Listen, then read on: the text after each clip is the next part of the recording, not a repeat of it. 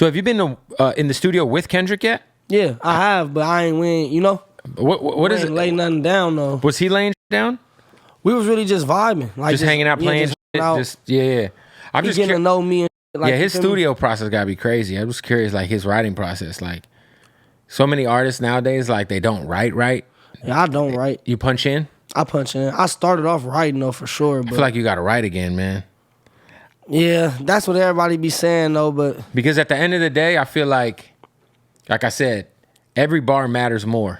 For sure. Nah, you not lying at all. If you're in the studio, everybody's drinking, and you're just trying to find a line because you got the microphone. You know what I'm saying? Yeah, like, it's no purpose. There's no purpose. There's no purpose. It's like, yo, when you write that shit out, or you go in there with a game plan, it's a little different. Now it's different, like if it's a melody. For sure. Melody's way more easier to melody's catch. different because you're like, yo, I'm gonna cut a hook, I'm gonna cut a bridge, and I'm gonna just drop a melody real quick. I'm gonna fill it in. But if it's like a verse, like you gotta kind of try to put that pen to pen. I feel like people got to start doing that shit again. Nah, for sure. Because you hear the artists go who back do to it. the basics sometimes. Like J. Cole still writes all his shit.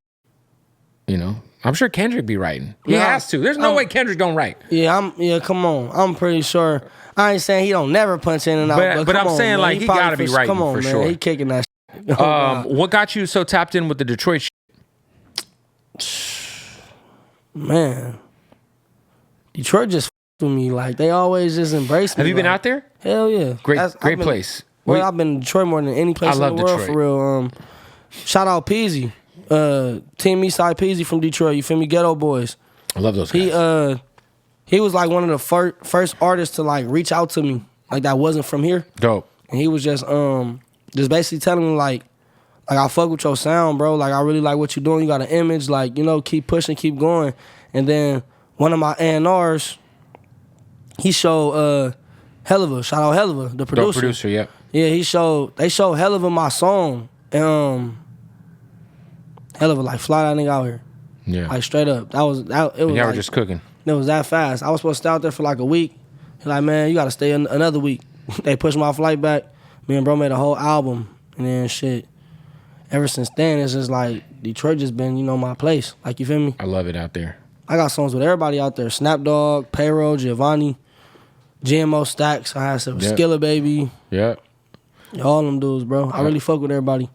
What's the OTR debut album gonna sound like, man? And is it almost done? The fucking album is done. Straight up. The album is done. We putting the finishing touches on it. We just got, I had to get the fucking cover art made. I'm just getting all the little like bits and pieces done for real. But everything is done. All the songs is done. Songs is turned in. The album basically turned in for sure. Mix and master, all that. I got some great features on there. Can you reveal any? For sure, I'll reveal some for you. I got I'm sure Lefty's on there.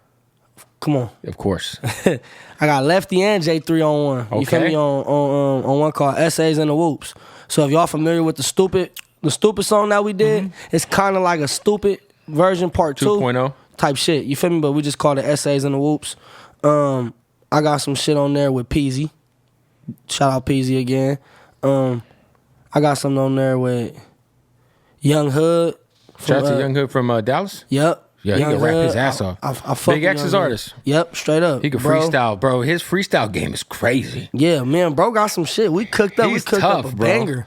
Yo, he came up here and he rapped for like 12 minutes straight off the top of his head. That shit was insane. No, I believe it too. Oh God, I literally just got off the phone with him 2 days ago, just chopping up game. Yeah, I saw him. He just went viral at South by. Getting numb. Yeah, he was popping it. Yeah. Talking shit. Yeah. Oh God.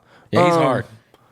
And I got my bro from my label, K-Tal. He up and coming artist. Bro, he go crazy. And I got Lil Zell Sama. I ain't want to say it before I said it. I got Lil Zell Sama on there from the rap. I got some features. I got like 2-3 more on there too. I just can't think of everybody's name right now. I got like at least 7-8 features on there. Fire. J3 and Lefty, I like it. I just saw J3 with Playboy Cardi at Rolling Loud.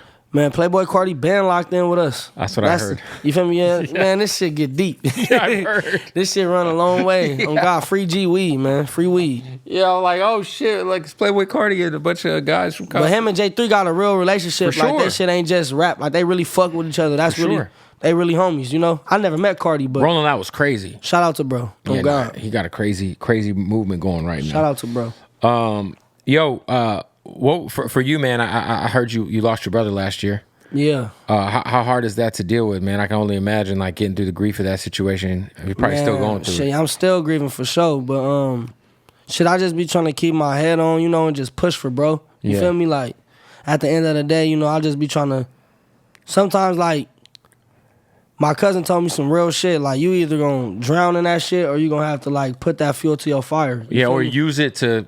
That's the thing. People either get lost in that kind of like tragedy and let it become their identity. For sure. Or that's what I was doing they for use a minute. it. But you gotta, like I said, you gotta get back to self sometimes. Like, and even though like, you know, you ain't gonna always want to put on a fake smile for the camera or, you know, feel away. But when everybody looking at you and you know, you the one, like everybody betting on you, you can't really like slip, you know? You can't show them that, even when you ain't feeling it or when you fucked up for real, you can't show them that. So it's like, and then my brother, you feel me? We got kids. I got a son. My brother got a daughter. Like, I got to be there for my niece. Yeah, now you damn near the dad. You know what I'm saying? You got to hold it down. Yeah, for sure. And I got to, you know, I always been like the backbone of my family. Like, I'm the youngest out of my siblings. So it's like, that's my only brother, so. You were forced to be the young OG kind of, you know? For sure. On God. For sure. But that's like, he already know. He watching down. Him and my granny, all my loved ones that's gone. They see this shit. You feel me? They push with me every day. So I had to just get out of that shit though and just snap back. But it'll fuck you up though. I'm still grieving today. I can imagine. I'm still grieving today.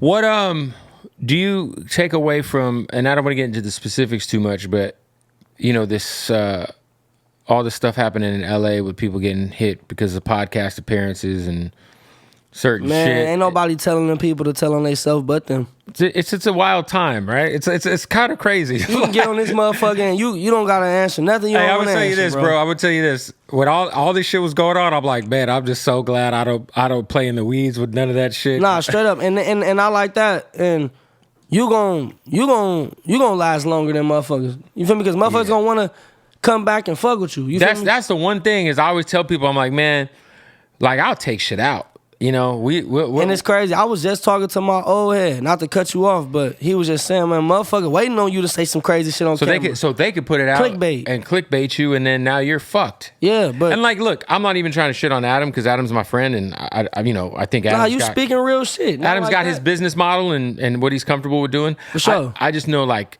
when all this shit's happening, I'm like, bro, I'm over here like. Yup. Like, come on. I ain't fucking with none of that shit. You gonna get it the regular organic way. You feel what I'm saying? Like the authentic way. Like a nigga ain't trying to. If we don't go viral with this bitch, we don't go viral. It is what it is. You feel me? We ain't pressed about that shit. We're not fishing to go viral. Straight up. And that's why niggas I could drop a song today, tomorrow, bro, and blow up. I'm always come back and fuck with you for that. Yeah. Cause it's like he ain't trying to put me in a trick bag, you know? Yeah. And it's almost like that same type of approach some artists use with their music. They're like, how can I go viral with this song as opposed to be publicity stuff? How can I make a good song? It's like let me make some stunts. let me make some shit that's gonna stir up some shit online. And for sure.